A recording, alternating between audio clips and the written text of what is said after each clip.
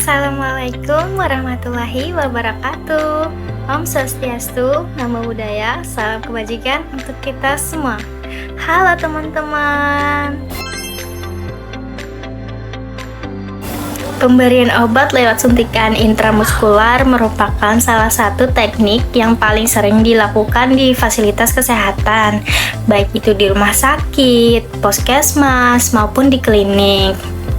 Namun teman-teman, cara ini tidak bisa dilakukan sembarangan. Pastinya harus ada pemahaman tentang apa itu pemberian obat melalui suntikan IM, bagaimana prosedurnya, apa manfaatnya, serta apa risiko yang mungkin muncul. Dengan edukasi ini, kami berharap teman-teman bisa memahami gambaran umum mengenai pemberian obat IM. Walaupun pastinya juga tetap harus diingat bahwa tindakan ini hanya boleh dilakukan oleh tenaga kesehatan yang sudah profesional atau yang sudah terlatih. Jadi, teman-teman, kami di sini akan memberikan edukasi kesehatan dengan tema pemberian obat melalui intramuskular atau IM. Yang kedua, mari kita membahas tentang pengertian dan indikasi. Pertama, mari kita pahami terlebih dulu apa sih itu intramuskular atau IM. Nah, apa sih itu intramuskular? Intramuskular adalah cara pemberian obat melalui penyuntikan langsung ke dalam jaringan otot. Jalur ini dipilih karena darah memiliki suplai darah yang cukup baik, sehingga obat dapat diserap lebih cepat dibandingkan jalur subkutan, tetapi lebih lambat dibandingkan intravena. Pemberian obat IM biasanya digunakan untuk: pertama, obat tidak dapat diberikan lewat mulut karena dapat rusak oleh asam lambung. Kedua, obat memerlukan dosis yang cukup besar. Ketiga, obat diharapkan memiliki efek yang lebih cepat daripada pemberian secara oral. Nah, ini beberapa obat yang sering diberikan secara IM, yaitu vaksin antibiotik tertentu, vitamin B12, dan obat-obatan hormonal. Dengan memahami indikasi ini, tenaga kesehatan dapat memiliki jalur pemberian yang tepat untuk pasien. Ketiga, tujuan utama pemberian obat melalui IM adalah agar obat bisa bekerja dengan cepat dan lebih efektif, sekaligus memastikan dosis yang diberikan tepat dan konsisten. Kelebihan dari pemberian obat melalui IM antara lain: yang pertama, penyerapan obat lebih cepat dibandingkan subkutan. Yang kedua, volume obat relatif yang lebih besar bisa diberikan, biasanya sampai 3 atau 5 mili tergantung lokasi otot. Yang ketiga, cocok untuk obat yang iritan bila dengan subkutan. Yang keempat, efek obat bisa lebih terkontrol dan tidak tergantung pada saluran cerna. Namun, tentu juga ada kekurangannya, antara lain: yang pertama,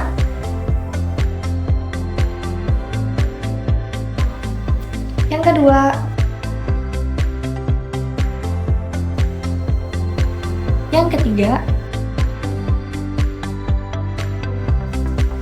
Dengan memahami kelebihan dan kekurangan, kita bisa melihat bahwa suntikan IM adalah pilihan yang efektif. Tetap ada batasan dan syarat-syarat medis yang perlu diperhatikan.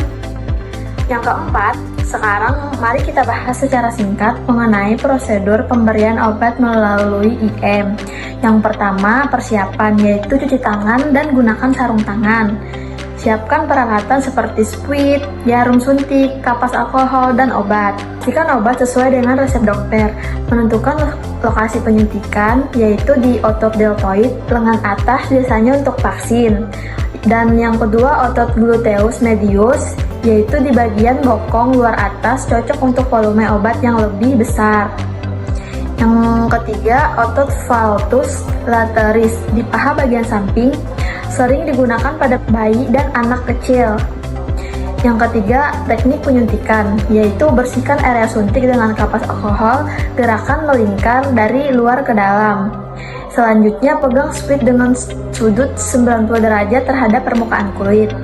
Yang ketiga, masukkan jarum dengan cepat lalu suntikan obat perlahan. Yang terakhir, setelah selesai, tarik jarum keluar dengan kapas lalu buang jarum di sapeti. Ada beberapa bagian penusukan seperti muskular deltoid bagian lengan kanan di samping, muskular vastus lateris bagian paha samping kanan, muskular gluteus medius bagian bokong bagian atas. Pertama, kita mencuci tangan, lalu menggunakan handscoon bersih. Lalu setelah itu kita menyiapkan obat, masukkan obat ke dalam spuit 1 cc. Lalu setelah itu kita menentukan lokasi penusukan pada pasien. Kali ini saya akan melakukan penusukan pada lengan atas pasien. Setelah menentukan lokasi penusukan pada pasien, maka kita bisa mendesinfeksi lokasi penusukan menggunakan alkohol swab.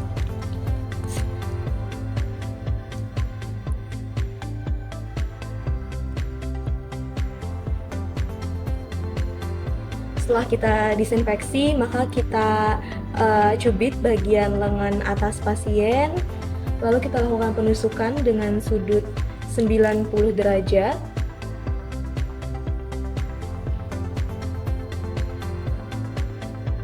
Kita lakukan sedikit aspirasi dan masukkan obat secara perlahan-lahan. Setelah itu tarik kembali jarum dan kita buang ke dalam bengkok. Setelah itu pastikan pasien dalam posisi yang nyaman, lalu kita merapikan alat. Yang terakhir adalah efek samping dan resiko.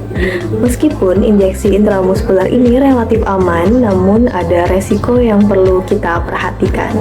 Efek samping yang sering muncul seperti rasa nyeri, pegal, dan juga memar di area suntikan.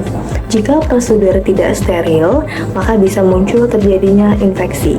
Pada kasus yang jarang, jarum bisa mengenai saraf atau pembuluh darah bila teknik tidak tepat. Oleh sebab itu, maka ditekankan bahwa suntikan intramuskular ini hanya boleh dilakukan oleh tenaga medis yang kompeten seperti perawat atau bidan yang dengan keterampilan memadai. Dapat disimpulkan bahwa injeksi intramuskular ini adalah metode yang efektif, cepat, dan sering digunakan dalam pelayanan kesehatan, namun tetap dilakukan sesuai dengan prosedur agar menghindari terjadinya komplikasi. Demikian edukasi kesehatan dari kelompok kami tentang injeksi intramuskular. Semoga video ini bermanfaat. Sampai jumpa.